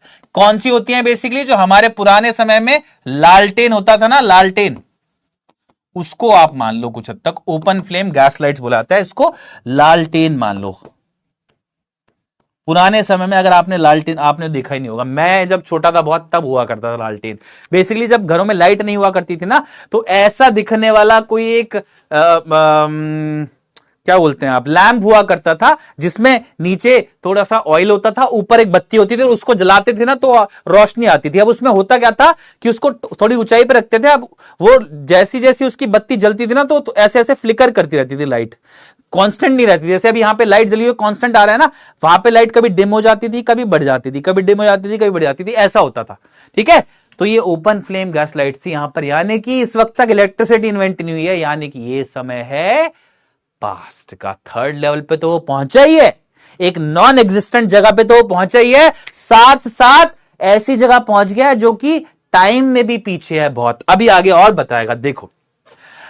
There were brass spittoons on the floor. जो फ्लोर थी, जमीन थी, उस पे ब्रास स्पिटून्स थे. स्पिटून्स क्या होता है, ये थूकदान, ये जो होता है. ठीक है, जो लोग गुटखा वो खाते ना, गुटखा खैनी पान वगैरह, उनके लिए ये. तो ये जगह जगह रखे होते हैं वैसे कि गंदगी ना फैलाएं लोग. There were brass spittoons on the floor. Brass एक तरह का कॉम्बिनेशन ऑफ मेटल्स होता है ना, तो ब्रास के बने हुए थूकदान रखे हुए थे फ्लोर पे. Across the station a glint of light caught my eye. और स्टेशन को के पार जब मैंने देखा तो एक सडन चमक, sudden flash of light. Station के पार एकदम से ग्लिंट ऑफ लाइट मतलब एक फ्लैश, एक चमक, लाइट की चमक. कॉट माई आई मतलब कॉट माई अटेंशन, मेरा ध्यान उसकी तरफ गया. किस चीज की तरफ. A man was pulling a gold watch from his vest pocket. एक आदमी अपनी वेस्ट की पॉकेट से ऐसी एक गोल्ड वॉच निकाल रहा था. ये इमेज बिल्कुल एग्जैक्टली दिखाती है, इसको इलस्ट्रेट करती है. एक आदमी अपनी वेस्ट पॉकेट से, वेस्ट मतलब कोट पहना होता था लोगों ने, उसके अंदर एक और कोट होता था, उससे निकाल के देखते थे ऐसी गोल्ड वॉच. ठीक है. He snapped open the cover. Snapped open मतलब एकदम से खोलना ताकि आवाज हो. Open quickly with the sound. एकदम से ऐसे खोलना ताकि आवाज है. और ये वाली घड़ी समझ गए ना कौन सी होती थी, ऐसे खोली आती थी एकदम से, तो आवाज आती थी, इससे कट आवाज आती थी. तो he snapped open the cover. उसने कवर खोला उसका. Glance at his watch. अपनी घड़ी की तरफ उसने देखा, लुक्ड एट हिज वॉच, एकदम से देखा उसने, एंड फ्राउंड, और फिर फ्राउन किया। फ्राउन मतलब क्या होता है? ऐसे करना, जैसे मैं देख रहा हूं टाइम, ओह ऐसे, है ना। फ्राउन मतलब ये जो होती है ना, भुआ आपकी ये ऊपर हो जाएगा, इसको बोला जाता है फ्राउन करना, ठीक है। ही वोर अ डर्बी हैट, उसने क्या पहना हुआ था? एक डर्बी हैट पहनी हुई थी, ये होती है बेसिकली डर्बी हैट।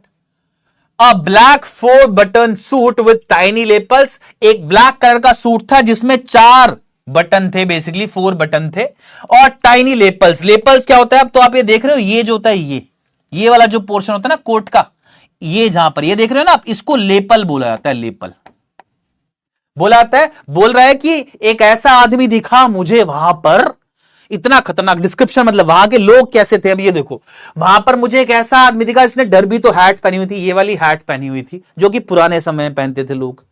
अब black 4 button suit, black colour का 4 बटन का सूट पहना हुआ था जिसमें बहुत छोटे छोटे लेपल्स थे, ये वाले जो चीजें वो बहुत छोटी छोटी थी। And he had a big black handle bar Moustache, और उसकी एक बहुत बड़ी हैंडल बार वाली मुस्टैश थी। हैंडल बार मुस्टैश होती हैं ये, जो कि हैंडल की शेप को रिजेंबल करती हैं। आपने देखा होगा हैंडल कैसा होता है? हैंडल मतलब जो डोर को खोलने वाला हैंडल होता है ना, वो वाला। तो ये हैंडल बार, ये मुस्टैश की जो शेप है ना, वो हैंडल की तरह है, इसलिए इनको हैंडल बार मुस्टैश बोलते हैं। मुस्टैश मतलब मूछे। बोलता है वहां पर जो लोग थे ना, अलग विचित्र तरह के दिख रहे थे, पुराने तरह के कपड़े थे, मूछे थी ऐसी बड़े वाली हैंडल बार वाली। Then I looked around and saw that everyone in the station was dressed like 1890 something. बोलता है मैंने फिर ध्यान से चारों तरफ देखा तो पाया कि सारे लोग 1890s के आसपास जैसे कपड़े पहने जाते थे ना, वैसे कपड़े पहने हुए थे सब लोगों ने। स्टोरी स्टार्ट होती है उस टाइम पे जब दोनों वर्ल्ड वॉर हो चुके हैं, लगभग 1950s के आसपास। और अब ये बता रहा है कि जहां पर ये था वहां पर लोगों ने कपड़े पहने हुए थे ऐसे जो कि 1890s में पहने जाते थे। I never saw so many beards, sideburns and fancy mustaches in my life. बोलता है मैंने कभी अपने जीवन में इतनी सारी बियर्ड मतलब दाढ़ी, इतनी सारी दाढ़ी नहीं देखी। साइड बर्न्स मतलब होता है ये कलम, इनको साइड बर्न बोला जाता है। ये जो होती है ना, ये जिनको आप कटाते भी होगे जब नाई के जाते होगे, तो इनको साइड बर्न्स बोलते हैं हम, ठीक है। कलम लिख रहा हूं मैं यहां, कलम। इतनी सारी sideburns and fancy mustaches, fancy मतलब फैशनेबल, ट्रेंडी। इतनी सारी फैशनेबल मुस्टैशेस मतलब मूछे इत माय लाइफ। बोलता है मैंने इतना ट्रेंडी मूछे, साइड बर्न और बियर्ड, दाढ़ी कभी नहीं देखी थी अपनी लाइफ में जितनी आज देख ली मैंने। समझ में आया क्या? समझ में आया क्या? एक बारी बता दो। यस, कहीं तो पहुंचा था भाई ये। बताओ बताओ बताओ बताओ बताओ बताओ, जल्दी से बता दो।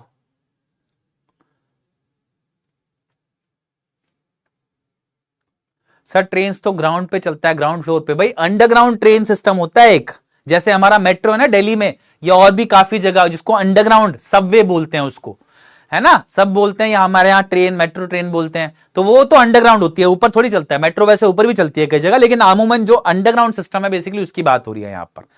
समझ में आ गया? ये पहुंच गया था 3rd लेवल पे, ये भी समझ में आ गया आप लोगों को? आ गया होगा बिलीव, मुझे लगता है। ठीक है, आगे चलते हैं। चलिए अब देखते हैं, ये वो आज स्टोरी का आखिरी पार्ट है। इसके बाद हम कल करेंगे बची हुई कंटिन्यू स्टोरी, ठीक है। बची हुई कहानी कल देखते हैं आज। अब क्या होता है, अब देखो। A woman walked in through the train gate. She wore a dress with a leg of mutton sleeves and skirts to the top of her high buttoned shoes. एक वुमेन ने वॉक किया थ्रू द ट्रेन गेट। एक women train gate के through निकल के आई। She wore a dress with a leg of mutton sleeves. उसने एक dress पहनी हुई थी जिसकी leg of mutton sleeves थी। Sleeves, leg of mutton sleeves मतलब ये आप देख रहे हो, ये जो स्लीव, इनको बुलाता है स्लीव। ये जो स्लीव्स हैं, ये एक मटन समझते हो, बकरा, एक बकरे के पैर की तरह नहीं लग रही कुछ कुछ, देख रहे हो ये देख रहे हो ऐसे ऐसे, इसको बुलाता है लेग ऑफ मटन स्लीव्स। ये जो स्लीव्स हैं, ये बाजू हैं, ये लेग, मटन की लेग की तरह, मटन मतलब बकरा, उसके पैरों की तरह शेप है इसकी, इसलिए इनको लेग ऑफ मटन स्लीव्स बोला जाता है। बोलता है ये वो उसने जो ड्रेस पहनी हुई थी लेडीज ने, वो कैसी थी? लेग ऑफ मटन की स्लीव्स वाली थी, और उसने कुछ स्कर्ट पहनी हुई थी, स्कर्ट है ना, जो यहां तक होती हैं घुटने तक, to the top of our high button shoes, बहुत ही ऊंची, मतलब ऐसे शूज थे जिनका ऊपर तक बटन लगे हुए थे, बेसिकली ऐसे वाले शूज नहीं होते, लंबे वाले शूज जो वुमेन पहनती हैं, वो लंबे वाले शूज थे और उनके ऊपर तक फिर स्कर्ट आ रही थी, basically top of our high button shoes. High button मतलब जिसमें ऊंचाई तक बटन हो। Back of her out on the tracks, उसके ठीक पीछे ट्रैक पर, I caught a glimpse of a locomotive, बोलता है मुझे एक नजर आई, नजर, ग्लिम्स मतलब आई कॉट अ ग्लिम्स, झलक, ग्लिम मतलब झलक, मुझे एक झलक दिखी एक लोकोमोटिव की। लोकोमोटिव क्या होता है भाई, ये जो पार्ट, जो ट्रेन का वो वाला पार्ट जो कि उसको आगे खींचता है ना, इंजन बेसिकली ट्रेन का, देसी भाषा में बोलूं तो। बोलता है मैंने एक लोकोमोटिव देखा, एक इंजन देखा, a very small career and Ives locomotive, बोलता है एक बहुत ही छोटा करियर और आइव्स का लोकोमोटिव देखा मैंने, with a funnel shaped stack, जिसका जो स्टैक था, स्टैक मतलब जहां से सामान डाला जाता है उसके अंदर, ये तो आपको समझ में आ गया लोकोमोटिव होता है। बोलता है एक करियर और आइव्स का लोकोमोटिव था जिसके अंदर जो ये था ना, ये जहां से धुआं निकलता है, स्टैक बेसिकली, वो जो था वो फनल की शेप का था। फनल समझते हो, ये फनल जो आपकी केमिस्ट्री वाला फनल होता है, बेसिकली फनल है ना, सॉरी पुअर ड्राइंग, ये ऐसा कुछ ये जो फनल शेप होती है ना, इसका स्टैक था उसके अंदर, ऊपर जो था ना ऐसे वाली शेप थी बेसिकली, ठीक है। एंड देन आई न्यू, और बोलता है उसके बाद मुझे समझ में आ गया कि मैं कहीं तो आ गया हूं भाई। समझ में आया क्या, एक बार ये बता दो, समझ में आ गया क्या, बता दो एक बारी। चार्ली कहां पहुंच गया था ये,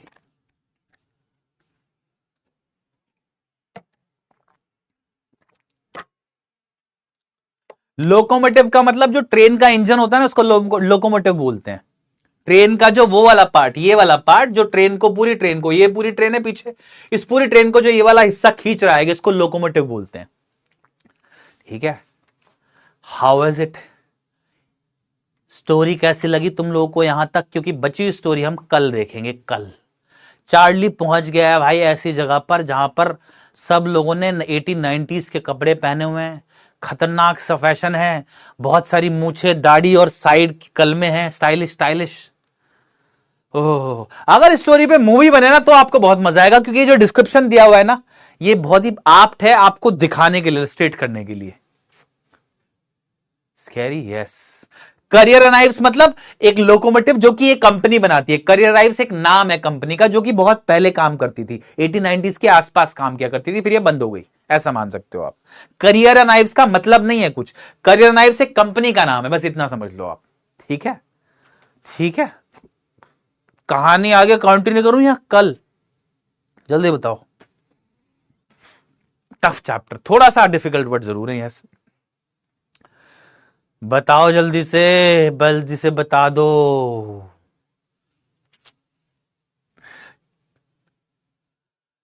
ठीक है चलो, ओके, आगे करते हैं, कुछ क्वेश्चन का आंसर दे दो फिर आगे की बात करेंगे। चलो, what unique feature did Charlie notice about the third level that indicated was different from the second level, क्या यूनिक फीचर नोटिस करा चार्ली ने थर्ड लेवल के बारे में जिससे इंडिकेट हुआ कि वो सेकंड लेवल से अलग था,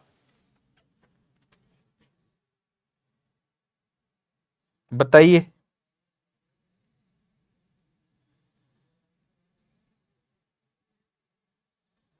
बताइए बताइए बताइए बताइए।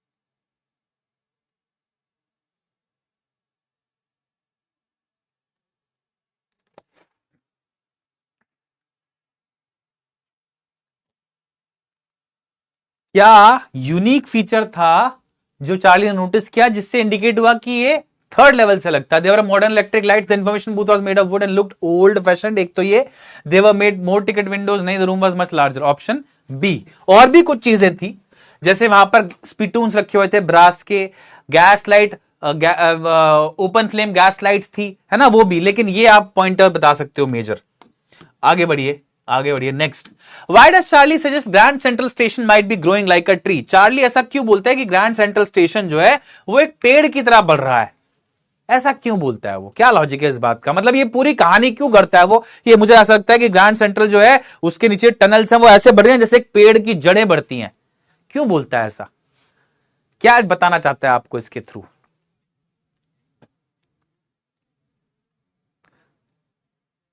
सर आज ही करवा दो, कल समरी करवा देना। नहीं बेटा, कल पढ़ेंगे। अब तुम आज रात सस्पेंस में रहो कि हुआ क्या इसके बाद, है ना? अच्छी कहानी का आनंद आना चाहिए थोड़ा सा आराम आराम से। अभी रुको, कल और मजा आएगा, रुको। क्योंकि कल मेजर पार्ट है ना। ये तो आपको मैंने शुरू में बता दिया कि ये दूसरे लेवल पे, थर्ड लेवल पे पहुंच गया। वैसे मुझे लगता है इस कहानी के बारे में कुछ बताने नहीं चाहिए, सीधी पढ़ानी चाहिए ये, क्योंकि सस्पेंस खराब हो जाता है अगर थोड़ा सा ही बता दो, है ना? अगले साल से ये करना पड़ेगा मुझे। आज तो मैंने ब्रेक कर दिया सस्पेंस। चलो, anyway, he frequently, option B correct answer क्या है? बताना ये चाहता है कि he frequently gets lost in its new corridors and staircases. ठीक है, क्योंकि वो बड़ी जल्दी यहां पर कभी भी खो जाता है, इसलिए बोलता है कि मुझे लगता है जड़े जो है ना वो बहुत पूरे शहर में फैली हुई हैं इसकी, नए नए रास्ते आ जाते हैं हर बारी। Next, what does Charlie imply about the nature of Grand Central by mentioning tunnels that no one knows about? अरे यार, ये वाला क्वेश्चन रुको, ये वाला कुछ इंपॉर्टेंट क्वेश्चन नहीं है, इसलिए इसको हटा देते हैं, आगे बढ़ते हैं। What is the significance of Charlie's comment about the man in the information booth wearing a green eye shade and long black sleeve protectors? ये जो उसने बोला चार्ली ने कि यार जो इंफॉर्मेशन बूथ में आदमी बैठा हुआ था वो ग्रीन आई शेड पहने हुए थे उसने और लॉन्ग ब्लैक स्लीव प्रोटेक्टर्स पहने हुए थे, इस बात से वो, इसका क्या सिग्निफिकेंस है? क्या बताना चाहता है इस बात के थ्रू वो? बताइए बताइए बताइए बताइए बताइए।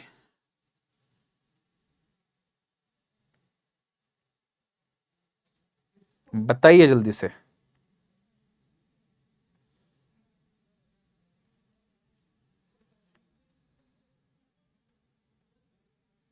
जल्दी से बताइए भाई।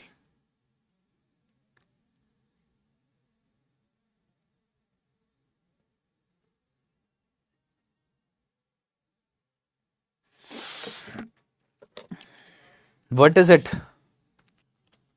It highlights the formal dress code. It indicates a specific historical period when such attire was common. It shows the station's commitment to tradition. It signifies the man's high-ranking position. Correct answer option B. ये दिखाता है कि एक certain time period में ऐसा attire मतलब ऐसा dress, ऐसे कपड़े, ऐसी वेशभूषा पहनते थे लोग, इसलिए ये दोनों चीजें बोली गई हैं बेसिकली। ठीक है, ऑप्शन बी, एक सर्टेन टाइम पीरियड को हाईलाइट करने के लिए बेसिकली, अगेन। ठीक है, ठीक है, ठीक है, ठीक है, ठीक है, ठीक है। Next, what does the detail of open flame gas lights on the third level suggest about the period Charlie believes he has entered? ये जो डिटेल है, ये ओपन फ्लेम गैस लाइट वाली, ये क्या इंडिकेट करती है कि चार्ली कौन से समय में पहुंच गया है? बताइए बताइए जल्दी से।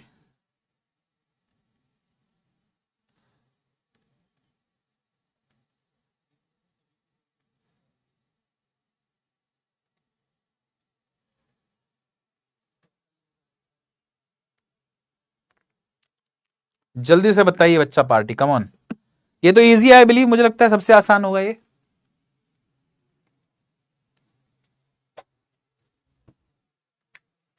It is a futuristic vision of the station. It is a period before the widespread use of electricity. It is a contemporary yet poorly lit part of the station. It is an artistic interpretation of the station. Correct answer option B. ये उस period की बात है जब तक electricity discover ही नहीं हुई थी, इसलिए मेंशन है option B again. 81% of you got it. वाह यार, बहुत बढ़िया। आज के लिए यहीं तक बस। अब मैंने आप लोगों को रिवीजन के लिए यहां पर कुछ डिफिकल्ट ग्लॉसरी वर्ड दे दिए हैं, है ना? नोट्स दे दिए हैं, जो यहां तक पोर्शन हुआ है ना हमारा, वहां तक नोट्स दे दिए हैं बेसिकली, उसको देख लीजिएगा, है ना? और ये क्वेश्चंस हम कल करेंगे, एनसीईआरटी क्वेश्चंस हम कल करेंगे।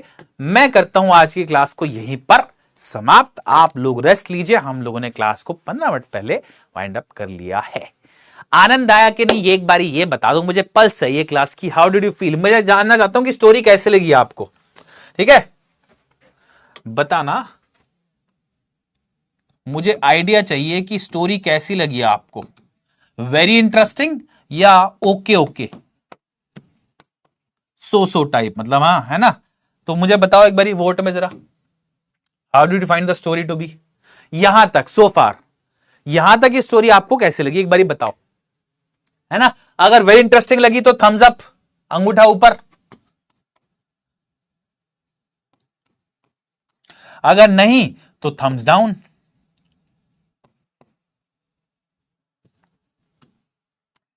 बताओ। ठीक ठीक है सर। जानना चाहता हूं मैं क्या पल्स है आपकी स्टोरी को लेके, क्योंकि मैंने तो देखो कहानी कई बार पढ़ लिया। जब मैंने पहली बार पढ़ी तो मेरा दिमाग हिल गया था भाई। मतलब मैं स्विंग में था कई दिन तक इस कहानी के। ऐसा लगा मेरे को कि क्या हो गया यार स्टोरी में। और पूरी पहाड़ी कहानी पढ़ के ही माना, पूरी कहानी जब तक नहीं पढ़ी तब तक सुकून नहीं आया।